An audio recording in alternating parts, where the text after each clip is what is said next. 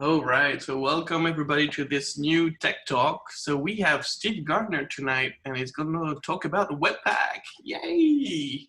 So that's what we have in our stocks, I guess, for this evening. And I think it's going to be a great presentation where it's going to be kind of like, you don't need to have prior knowledge of Webpack to understand. It's more about like getting started with Webpack, and I know Steve has a whole bunch of examples that you're going to be able to look at later. So I know Webpack sometimes can be a little bit intimidating. So this is going to be, I think this is great. And I know Webpack is also a topic that's kind of dear to me as well. So I'm very excited to hear about it. So yeah, I guess before we dive into the presentation, maybe I'll let Andrew say a few words about. So this is the Tech Talks by the Collab Lab, and I wanted to let Andrew maybe say a few words about what the Collab Lab is. Yeah, at some point I'm going to have some of you attendees who have been here a few times give the spiel for me, but I'll do it one more time this time, which is the Collab Lab is a nonprofit that offers collaborative remote project practice for early career developers. So we people apply, we select people onto teams, and the teams work for 8 weeks together alongside a group of mentors to build a simple application. It's not really about learning coding as much as it is about learning how professional software teams work. So all the mentors are engineering leaders and professional web developers, and so they're experienced with how teams use GitHub and how they run projects and all those kinds of things. So those are we're the things that we teach. So we'll be taking applications in December for a cohort that kicks off in January. So if anybody here is interested in participating, that'll be the kind of the window to kind of put your hat in the ring, if that's the right metaphor. So anyway, yeah, there's more information on our website. I'll post the link in the chat. But yeah, super excited about the Tech Talk tonight by Steve. And yeah, and the Collab Lab it's a completely free program. So that's the cool part. Is just like you have no, there's no need to put any money on the table. And Steve himself is actually, he mentored a couple of groups at the Collab Lab. So this is also like a lot of Collab Lab people, I guess, this evening. And so thank you again for doing that. And yeah, so who is Steve? Well, I just want to say a few things. And first of all, Steve is a front-end engineer at Zapier, which is a very cool company. Zapier has like...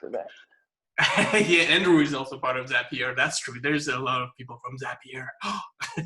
Anyway, so Zapier is a pretty cool platform. If you haven't had a chance to check it out, you can go ahead. It kind of connects all the bits. When you have different solution that you're using, you can connect all these dots together thanks to Zapier. So anyway, so he does things on both ends of the stack. So for both front end and back end. He's been learning some Python lately, which is his adventure of like learning a new programming language. And his job himself is on the developers platform of Zapier, also the deployment pipeline, I believe, with GitLab. Something very cool about Steve is that he likes to travel around the world while working. And so I know that he lived in Australia before, and right now he's in the US Virgin Islands. So that's pretty cool. I'm pretty envious. I've got to say, like, oh, I'm going to travel around the world while working. That sounds great to me. And he has also a background in music. This is actually, he went to school to learn the saxophone, and he's got a master's degree in music. So that's Steven is going to talk about Webpack tonight for us. So thank you so much for being here.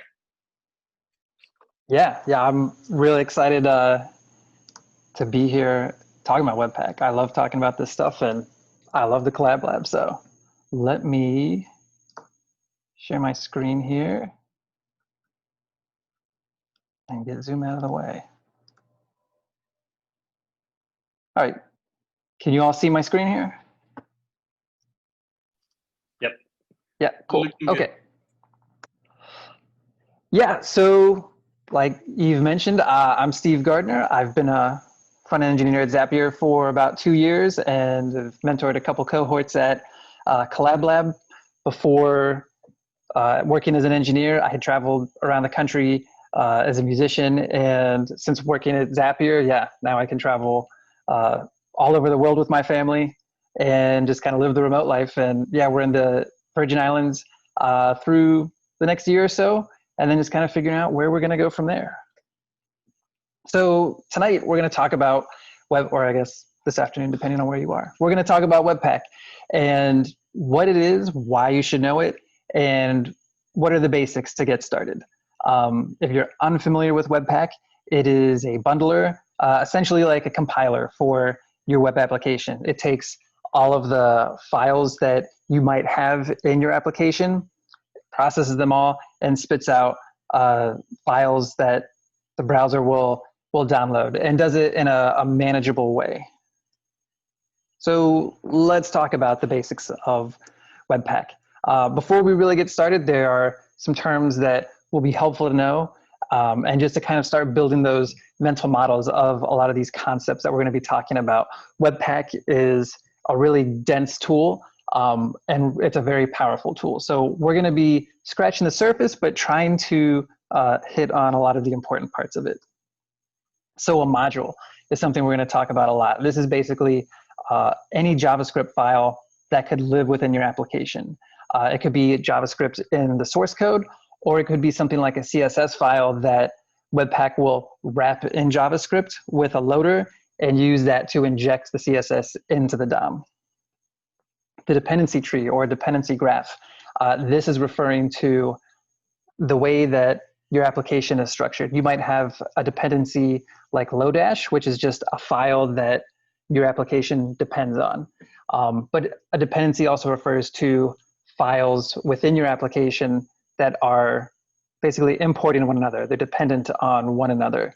And Webpack starts with the main file of your application, that index.js, and builds a tree, builds a graph describing the relationships of that first file with all of the other files that are being imported and being used to build that application. There's the browser cache, which is really important to think about. Anytime your browser gets files to download from that index file, or if it gets a trigger to download from a JavaScript file, it caches all of those files that it gets in network requests by name. So when we get more into talking about what you can do with Webpack, you'll be able to cache those files in a predictable way and even break those caches when necessary. But the great thing about the browser cache is that it'll save you network requests, which will improve the performance of your application. And then code splitting. This is another technique that you'll be able to improve performance with and just get a really good use of Webpack, where you might have one bundle, one file that is your entire application. You can split that up and defer downloading parts of that application until you actually need it. So what is a bundle and what does it do? So I'm going to walk back to some really old code that I wrote when I was first starting out. And this was before I knew anything about Webpack or bundlers or anything. I think at the time, Require.js was the thing to use. But it's basically one JavaScript application in one file. And this is kind of like your, I don't know, textbook spaghetti code here, where you just have everything all in one file and you're using comments to kind of break up the functionality. There were no modules, no nothing, and that's what it really needed. The worst thing is coming into seeing code like this, years down the line, maintaining legacy code. Having modules just goes a long way to break that up and use separate files to group all of your code. So what is a bundle? It's basically taking those JavaScript files and packaging them together. So one bundle might contain the code from 4, 5, any number of different files. And that's going to bundle it all together, wrap it up, and send it to a user's browser. So like I said, it's a separate cacheable file. Ideally, we want to have hashes, which we'll talk about, but basically some kind of ID that'll let the browser know, cache this file and save it so that you only have to download it one time until that file actually changes. So we want predictable dependencies. Without using something like Webpack, you're using script tags in your index HTML to load something like Lodash or jQuery or React if you were going to use something like that. And when you're using it within your code, it's just kind of there globally. You don't know where it's coming from. It's just magically there. But using something like Webpack allows you to import those files and declaratively say, here are libraries, here's code that we're depending on within a particular file. And then easier maintenance. It is infinitely easier to maintain an actual project of broken up files, grouping logic together, than one single file with all of your code. So make fewer network requests for smaller files. This is the low-hanging fruit for improving performance. You could have a giant application, a giant bundle with a lot of JavaScript. It's going to take your browser a long time to download that. Now, it might be running really quickly on, say, your high performance machine at work on a gigabit connection, but change that to, say, a low power cell device on 3G, and now your application just becomes cripplingly slow. So being really mindful of how you break your application up and how you're able to shrink the size of those files is really important. So what's the deal with Webpack? Why would we choose this over something else? Webpack, it takes all of your source code and compiles it to run in the browser. Basically makes everything a JavaScript module. It uses what we call loaders to wrap different files that may not be JavaScript and use that to incorporate them into the DOM and into your application in the browser.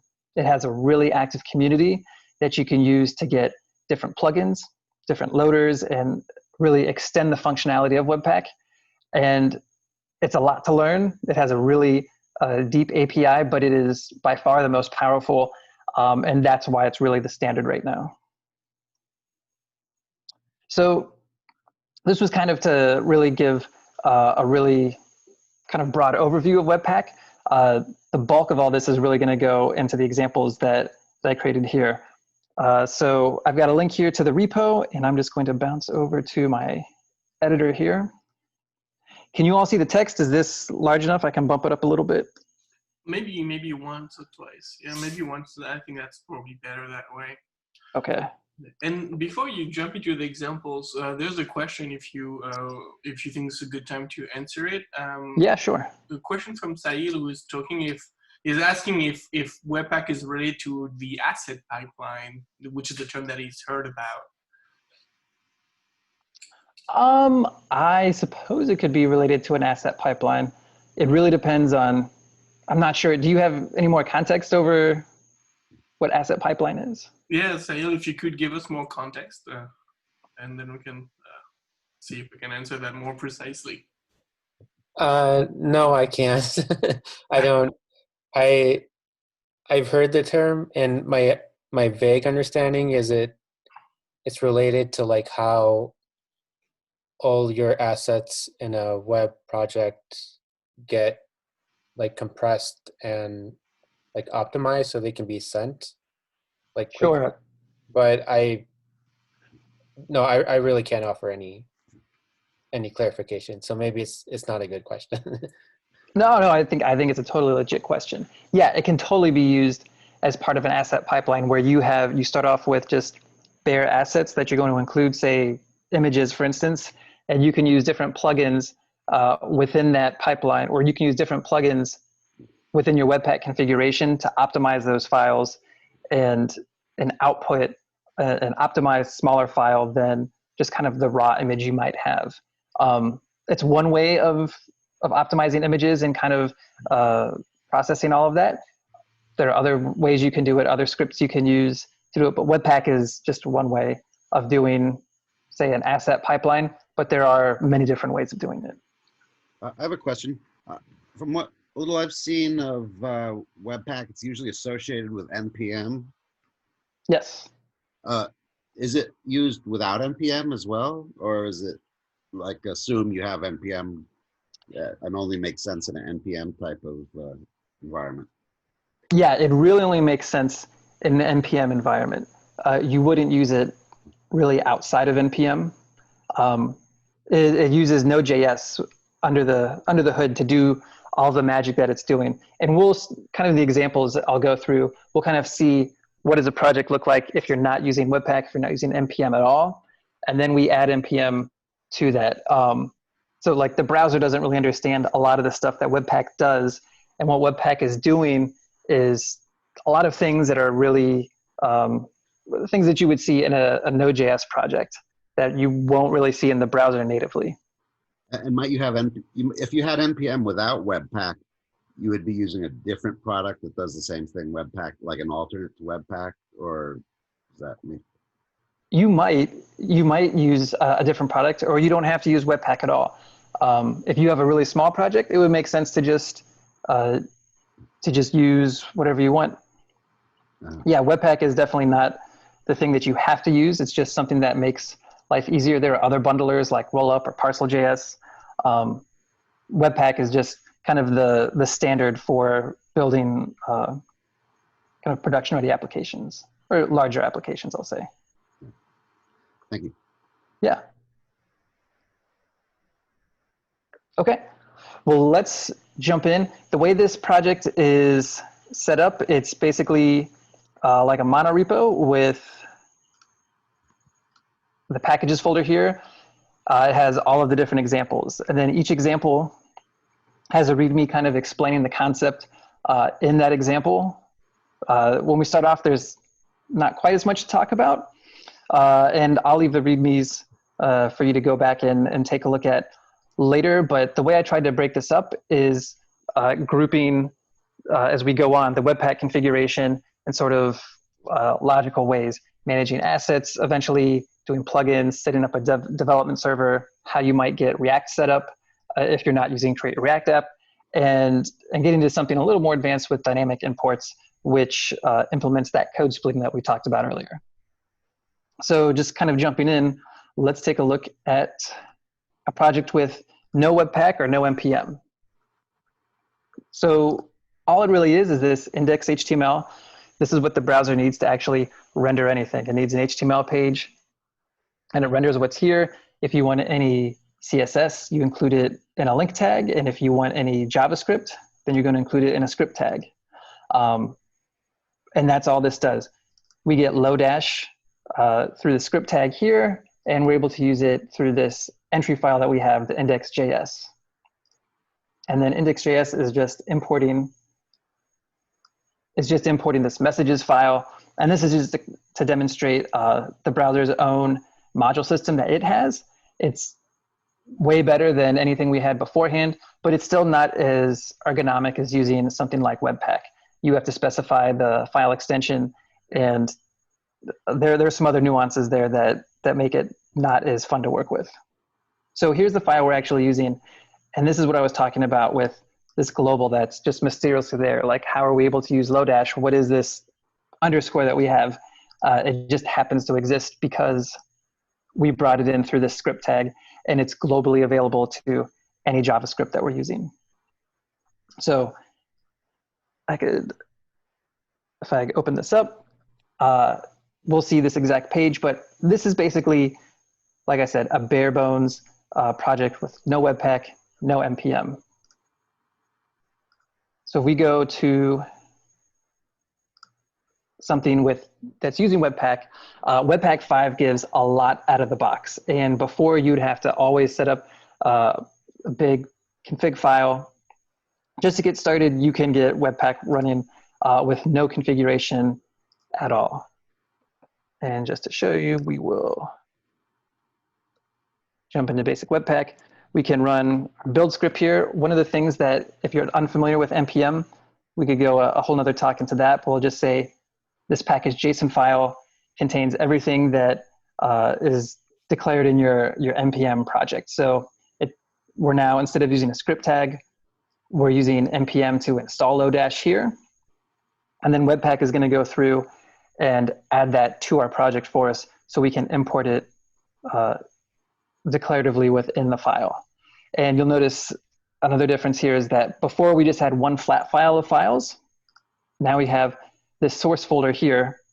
Webpack is going to use some conventions without any configuration. One of those is being that all the files that it's going to compile and turn into bundles is going to be in this source here.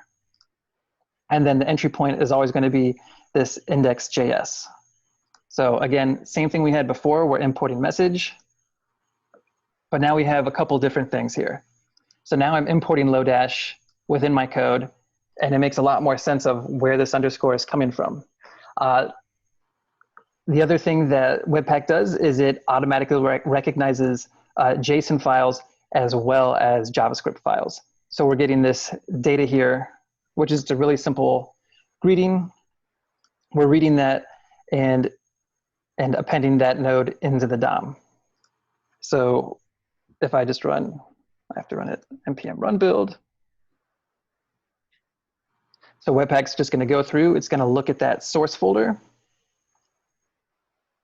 And now here's what we output.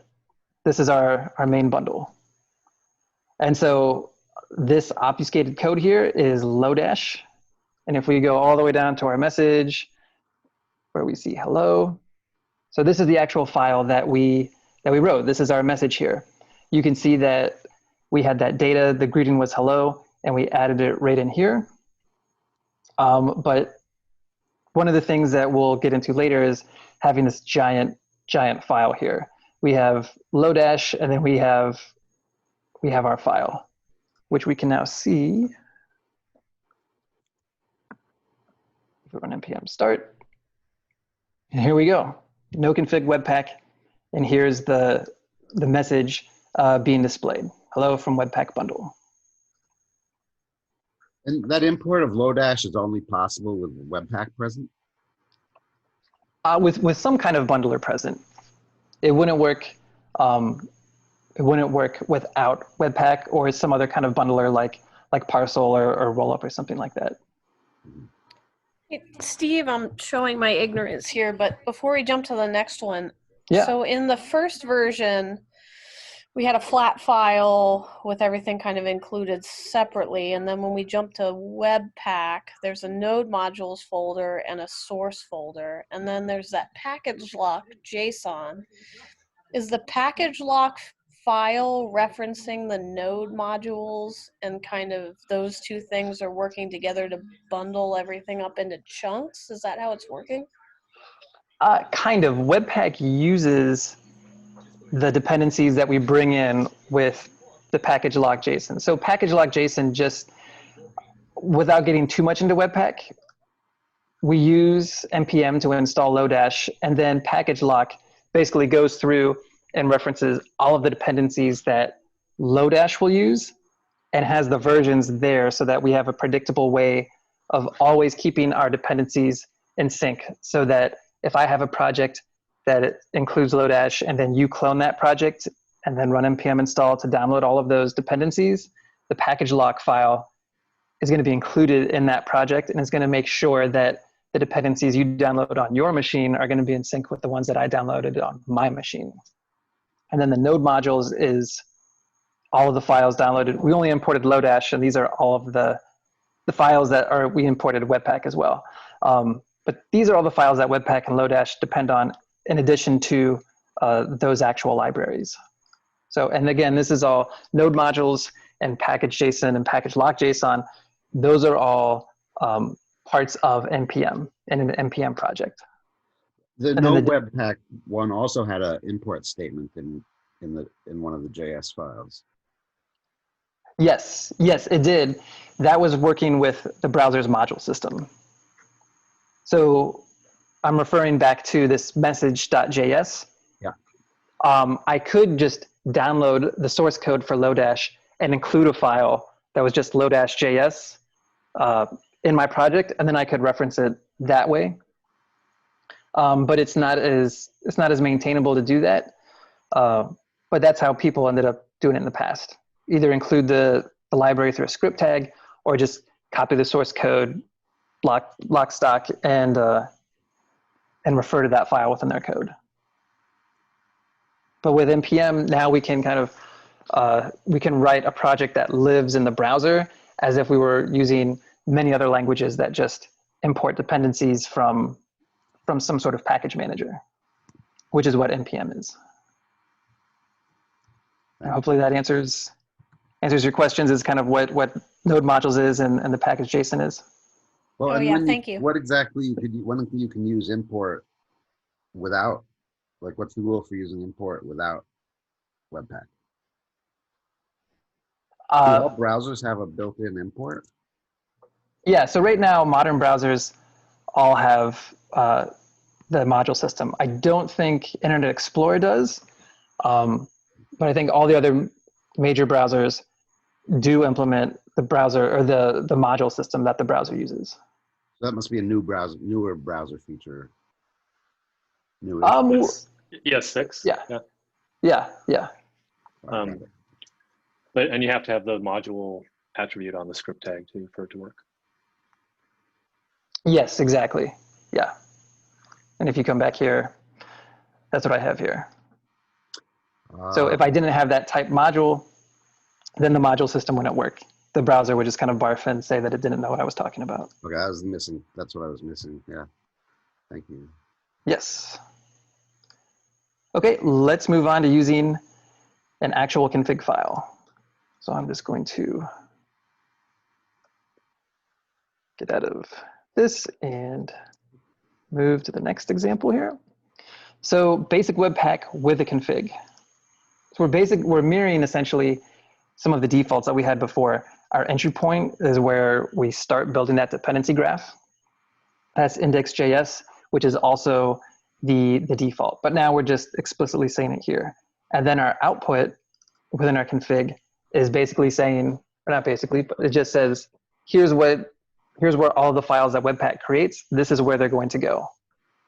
So right now we're just going to take all of the files that we have in our source directory, bundle them up into one file called main.js, and then we're going to create a dist folder if it doesn't exist and put that file there.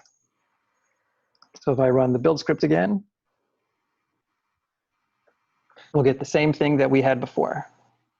Webpack's going to go through that source directory, bundle everything up, and then we have dist. So again, we have that main.js file, which is the same thing we had before. But this is where we can start playing around with different things. Like later on, we'll change this to a build directory and kind of get a little bit more in line of what you might see with a create React app. But if I run that npm run build again, Webpack's going to go through, do the same thing it did before, but now we've told it to use a build directory. So that's the only real difference between example 2 and example 1. We have a really basic Webpack config versus what we had just out of the box with no config in Webpack. Steve, can you show what that built file looks like?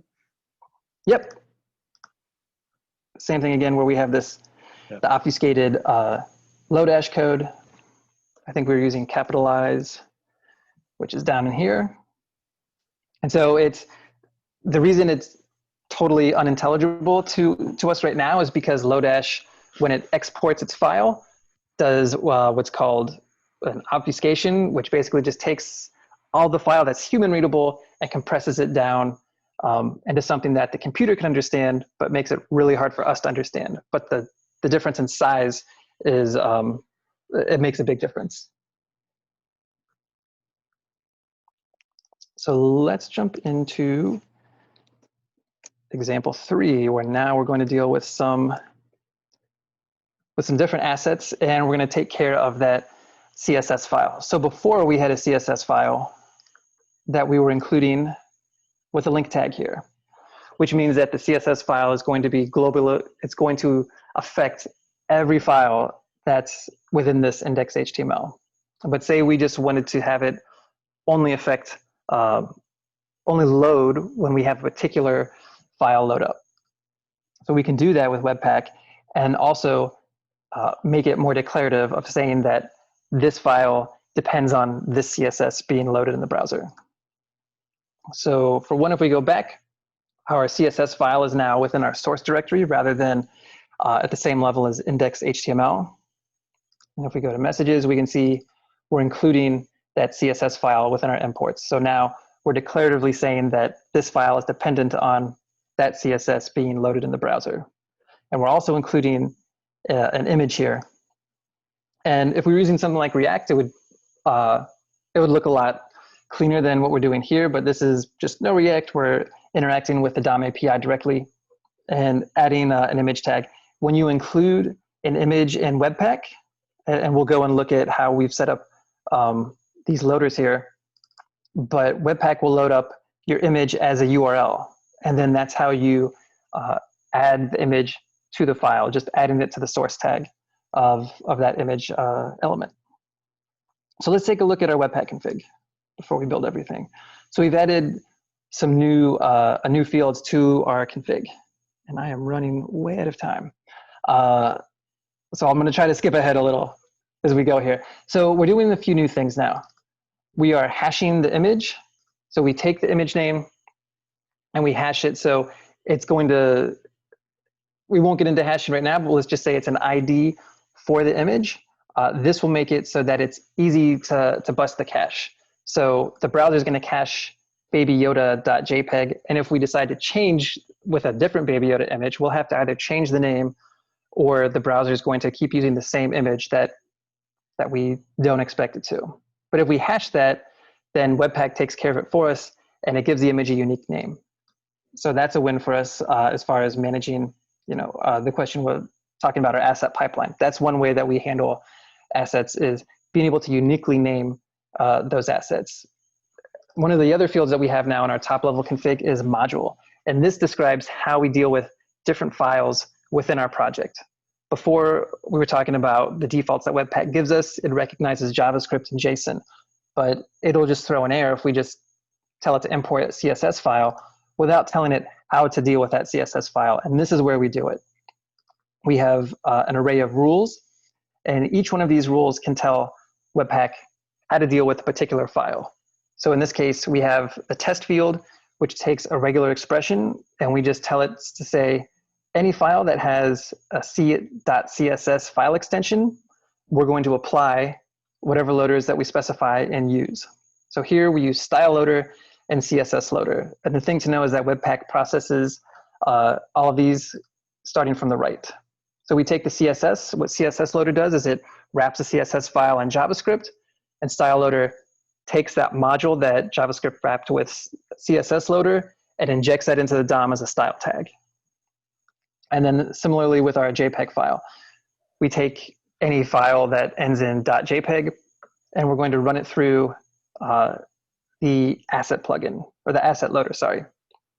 And this is slightly different. Before Webpack 5, you would have to specify something like a file loader, a URL loader, or a raw loader, which told Webpack how to process different files.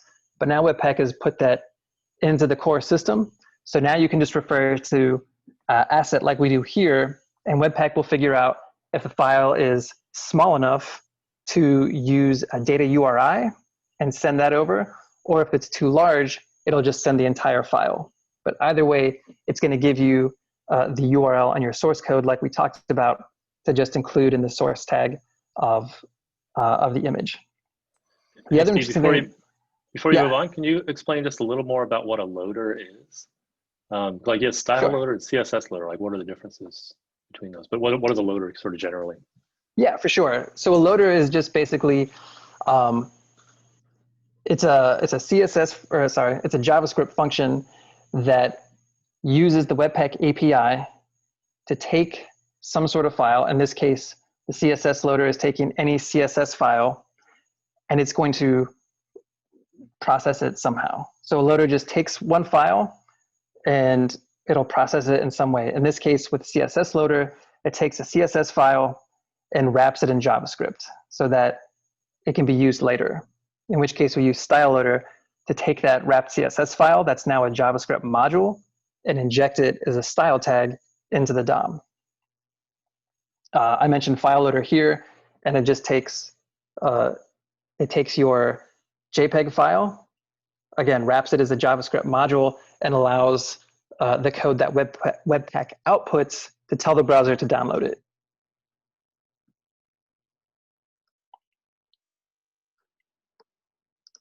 And then if we have any other questions about loaders, we can get into that. There are a lot of loaders are kind of in the same class with plugins, where you can write custom loaders and custom plugins to perform behaviors that you want to have Webpack do that you might not find yourself, or if you needed to do something a little bit more custom. The other important thing to talk about here is this optimization field. This is another new thing to Webpack 5, where it's out of the box. You're able to use split chunks. Before that, you'd have to use a plugin called the Split Chunks plugin, but now it's, again, built into the core product. And what we're doing here, the thing to know is that what we saw there before, we had, one giant main JS file that had the Lodash code and our product code. But what this is going to do is take all of our files from node modules, which includes Lodash, and separate those into their own bundle. And the reason we want to do that is because we want to use the browser's cache. We're probably not going to be updating the Lodash version very often. It's going to be pretty static for the most part. And so we want to take advantage of the browser's caching of that. So we can separate that from our product code, which will probably be changing often every time that we deploy, but that Lodash version will probably remain consistent for some time. So we can have the browser work for us. And now once users return to our project or return to our application, they only have to download the new product code rather than all of the JavaScript that our project outputs. So if we run the build script on that, Webpack's, again, going to go through the source. It's going to process all of the files that we have there. And now we have our main bundle. We have the vendor bundle, which is all of our node modules, in this case, just Lodash. And then the image that we have, our hashed image here, that we'll be able to include. And Webpack has replaced the import that we did earlier.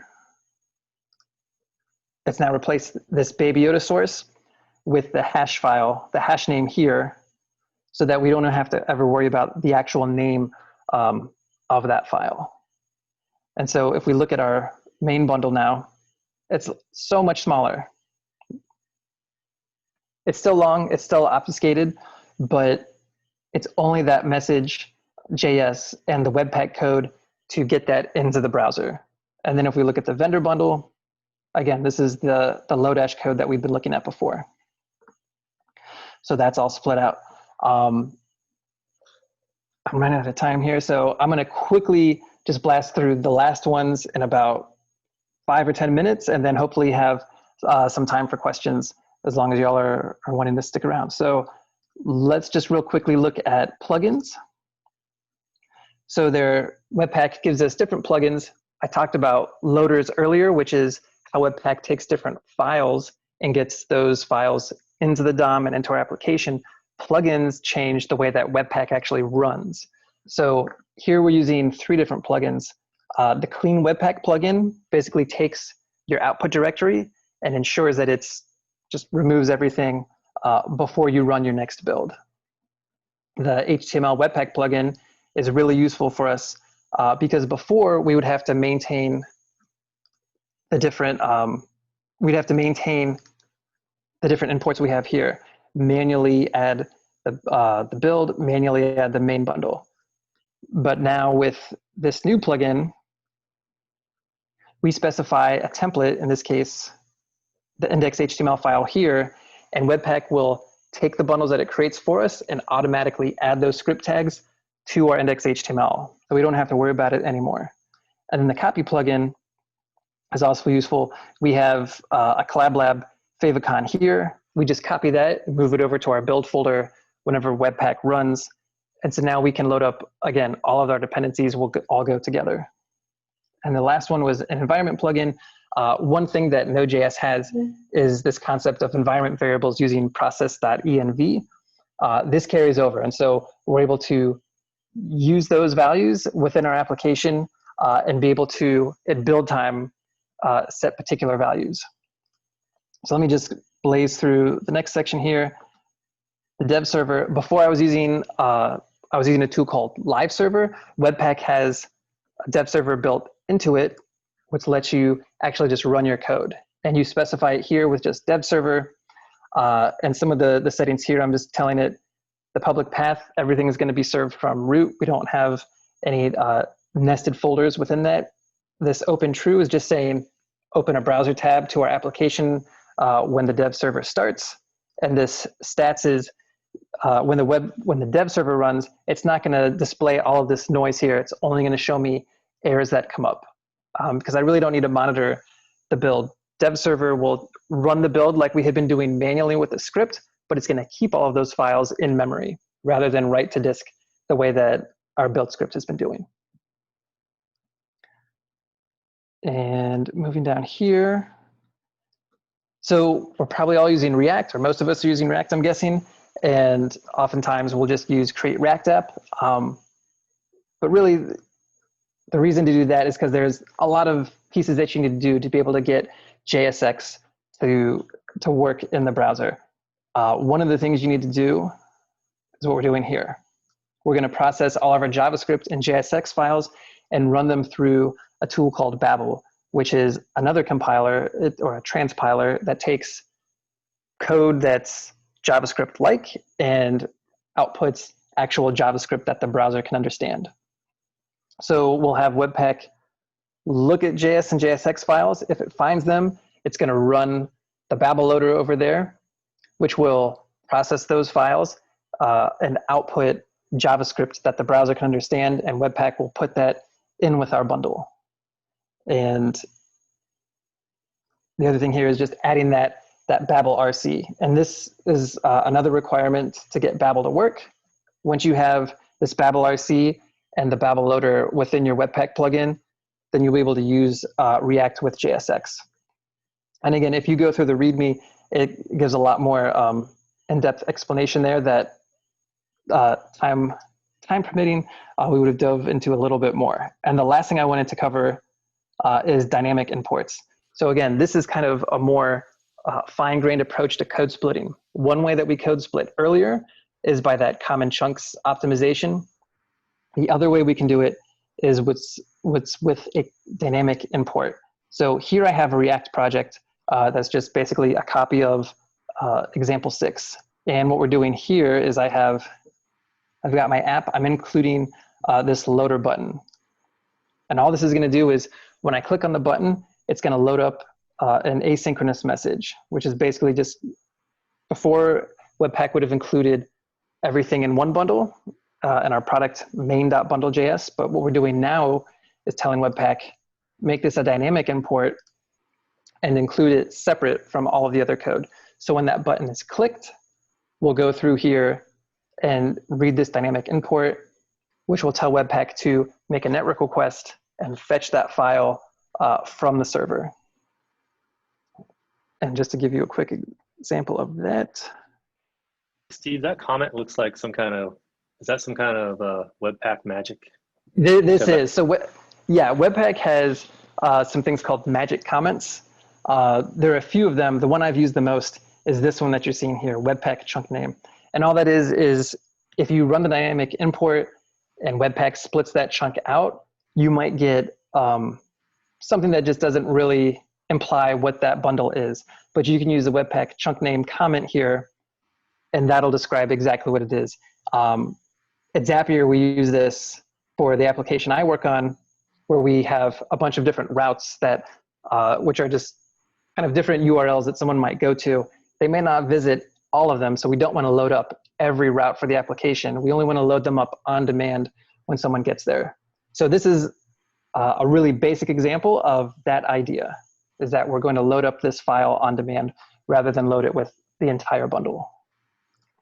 And that comment gets looked at when Webpack is running? That's right. Webpack will see this bundle and it will tell it what to name the result of this dynamic import. And you can see that here. This async message, if I didn't include the comment, we'll just do that. So no comment, I'll run the build again. And so now it's, you can still kind of see what it is, but it's this source components async message. So it kind of gives the file tree down to what the file is. But using the chunk name comment just makes it a lot easier. I think before, in earlier versions of Webpack, it was just basically, it was either the ID or the hash that we're showing afterwards.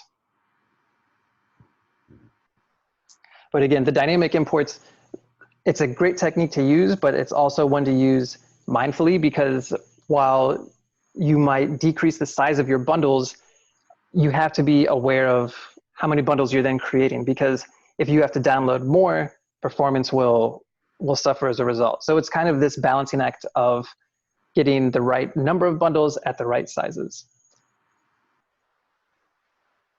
And if I just pop back over here,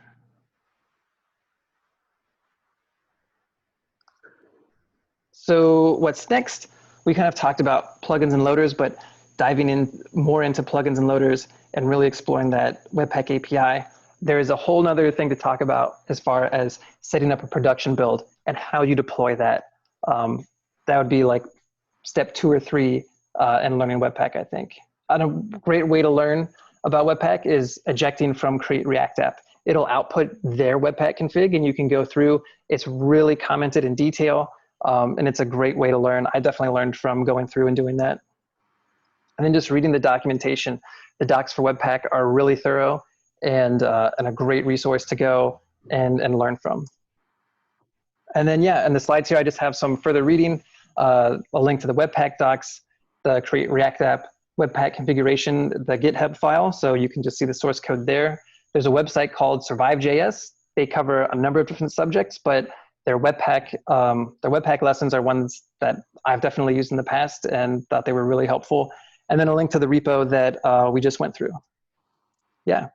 So thanks for listening. And yeah, I hope this demystified Webpack at least a little bit. And yeah, if you have any questions, I'm happy to answer them. All right, thank you so much, Steve. That was great. I'm glad that you brought so much examples so that we had an occasion to look at actually these configurations a little bit. Yeah, and so as you said, so the slides that you just seen, they are on the meetup page, so you can access them from there, and also access to the repo and all of that. And yeah, and thank you so much for being mindful of leaving some time for questions. So let's hear them. The Webpack config.js. So that's just a file in the JavaScript language, which, as far as I can tell, the most important part of it is it's setting a single variable to this big JavaScript object. Is that right?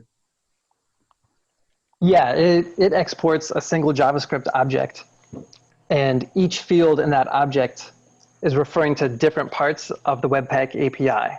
So if I pop back over to one here, right, we have some different imports at the top here, but like you said, the meat and potatoes of it is this actual JavaScript object where we're talking about different points of our project and describing to Webpack how to actually build it and treat the different files in our project.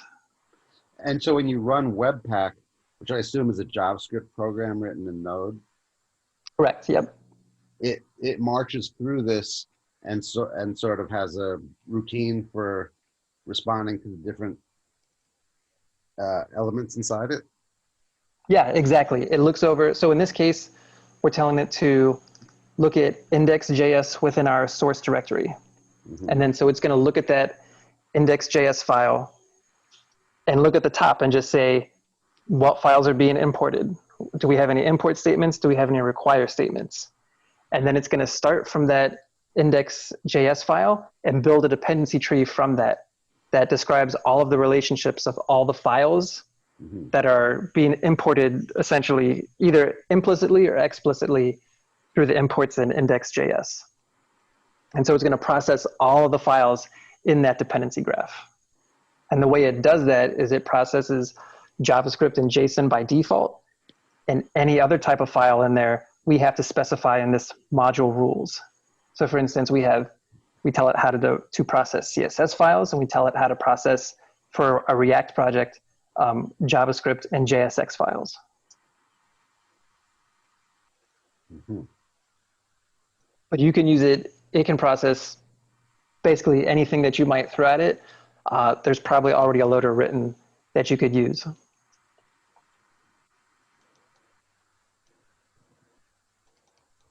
I had a question.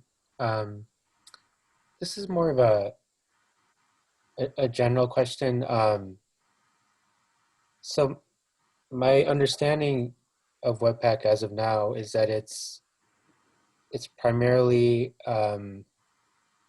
a performance, like a performance tool. sort of optimization tool. Is that true? Or I guess the question I'm trying to ask is like, is this something like a specific team would handle, or is it something like, even if you're more of like when you're building the app, you kind of need to know it and build it into the code you're writing? Or is it more like you build your project and then you go back and sort of inject Webpack into it? Does that make any sense? Yeah, that's a great question. That's a great question. You would want to have Webpack probably when you're starting to build your application. If you're building a React project, it's kind of table stakes. You need Webpack, or you need something, unless you're going to use React.createElement, which is not recommended. You want to use JSX when using React, but it's more than just performance. Performance is one thing that it does. It also manages dependencies for you. So other files, whether they're JavaScript or any other file types like images, JSON, text files, icons, anything like that, it's going to manage for you. And it's a way of, bundling your project together and incorporating it into your index HTML file. So it's going to do a lot of things for you in addition to performance. It's something that you would set up. You get it set up once, and then you'll add to it infrequently as you're developing and as you add new elements to your application. But it's not something you're probably going to be tackling or updating every day. And another thing that Webpack solves for you is also the question of caching, right? Exactly. It gives you a way of uniquely identifying all of the files and assets that you're going to be outputting, and just gives you a really great mechanism to utilize browser caching, as you've said. Yeah. So to that point, do these rules that you're setting up about CSS and the JSX, do they relate to how things are cached or bundled, or are they how things are like parsed and packaged? I don't know if that makes sense, but. Yeah, I think it makes sense. So yeah, this is where Webpack gets tricky. It has a great developer experience once it's working, but whenever Webpack's not working, you're just in the weeds of it. So yeah, this module rules here describes to Webpack how to process different files, but it doesn't really do anything with caching or optimization. So when we come up here to output, so here's where we're dealing with some caching. So now I add a content hash, which is, again, you can think of this as a unique identifier that will change if basically any character in that file changes. It's basically a way of looking at the file and producing a unique identifier based on the actual file and the contents within it. So we're giving a unique ID to each bundle that Webpack creates, which lets the browser cache it. So say we update our product code, the hash will change on that, but the vendor code will remain the same. And the vendor code has the most JavaScript of our entire application. And so since we're caching that saves the browser from having to download that file again if it doesn't change. It only has to download the smaller main bundle. Awesome. That makes a lot of sense. And I think that helps me understand when you were talking about too many versus too few bundles, if I'm understanding this correctly. If you have too many things bundled together, you're reloading too many things from the cache. Yes. Okay, great. Thank you. Yeah, you're welcome.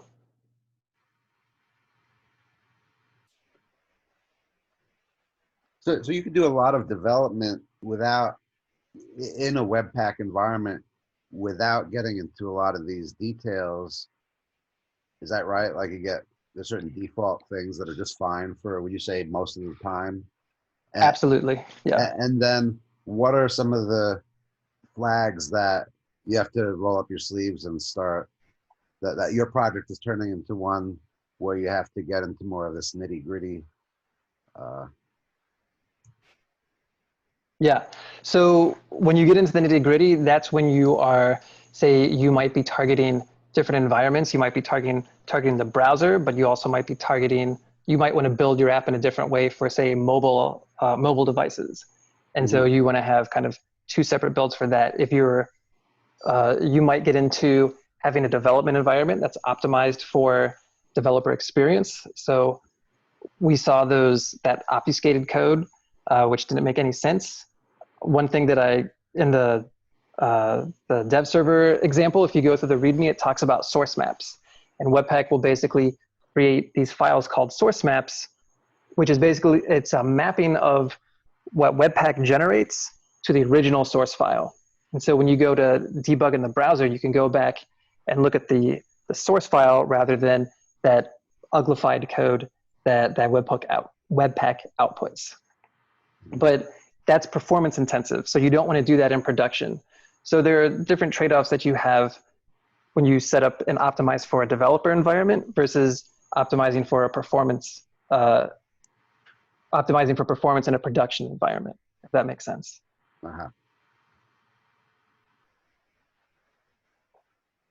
But just to get up and going, yeah, you don't have to do a lot to Webpack these days just to get a project going and just experiment with it. And you can gradually add different parts of these in here. And the examples I've tried to break up and limit how much is in each Webpack config to just the topic at hand. So you can kind of go through and see, here's how you might add something just to get a CSS file, or what you might do just to get React, and not have to worry about everything else as noise.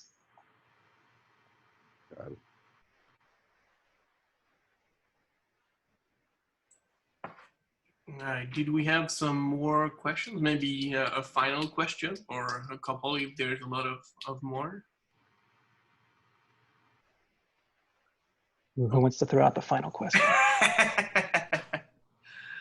Or I have one maybe is pretty simple. Like those plugins that you have on the screen right now, like the clean Webpack and HTML, are those things that are built in, or do you have to like somehow include those into the project? Yeah, that's a great question.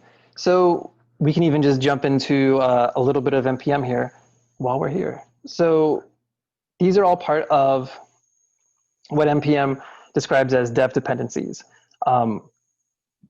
Dependencies being things that load up in production that a user would have to download to run your application, and then dev dependencies being libraries that you need downloaded to run the development and the build of your application. And so that's where we have these plugins here. We've used NPM to install these different plugins. I think there's, let me go back.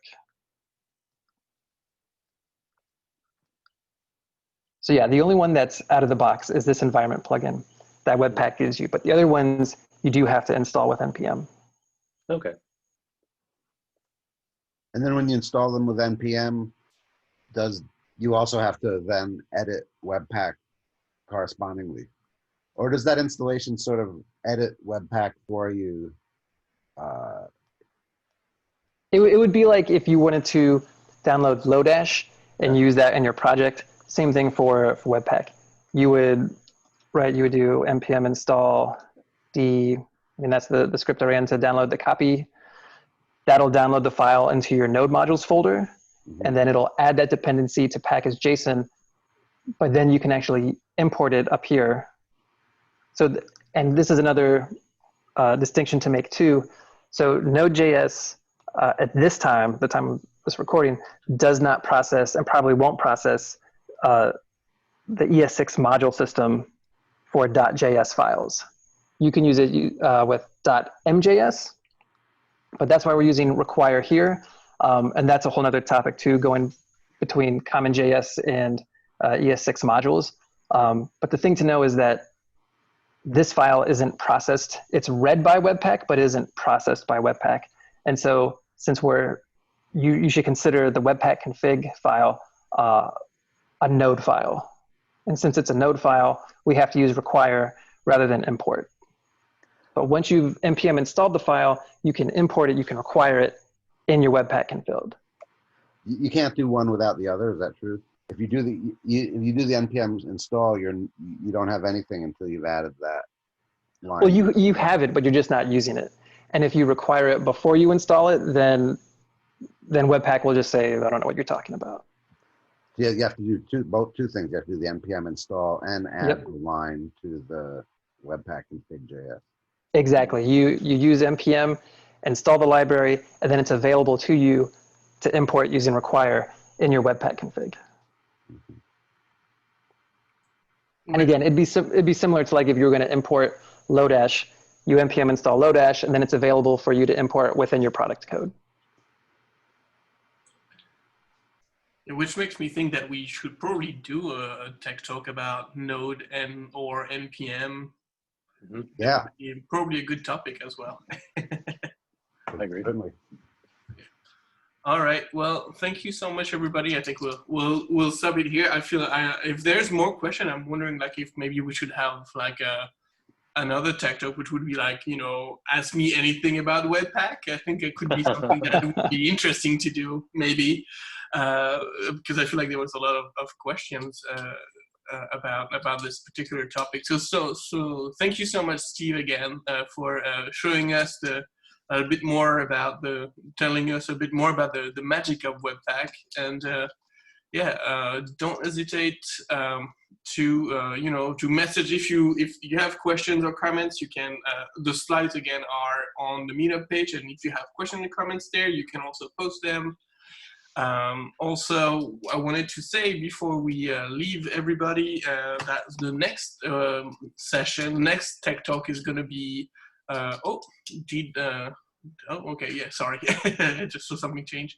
But yeah, the next Tech Talk is on November 18, and it's going to be at 1 p.m. It's going to be a slightly different time than usual, 1 p.m. Pacific time. Usually we do them at 5 p.m. Pacific time, but this time we're going to do at 1 p.m. Pacific time because we are having speakers from different parts of the globe. So we have somebody from Nigeria and also somebody from Spain, I believe. And we are doing lightning talks. So it's going to be a lot of different topics. I think it's about, we have 5 speakers. And then we go from like client-side caching.